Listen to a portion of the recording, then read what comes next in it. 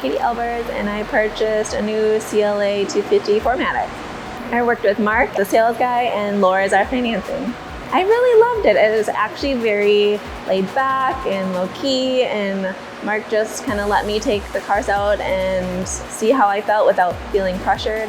So it was really nice and really relaxing to actually enjoy shopping.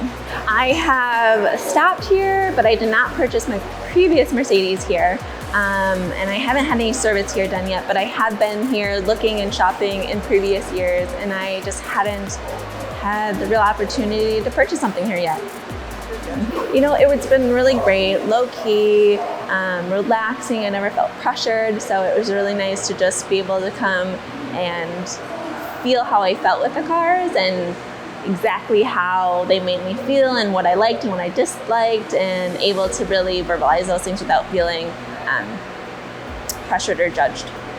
Really liked the CLAs. I've had two before, but I had children in between, and so getting an infant into the back in a car seat is a little bit difficult. You kind of have to tuck them in and then roll them in, and that was really difficult. So now that my kids are a little bit older and they're in, high top boosters and those things, they can just get in themselves.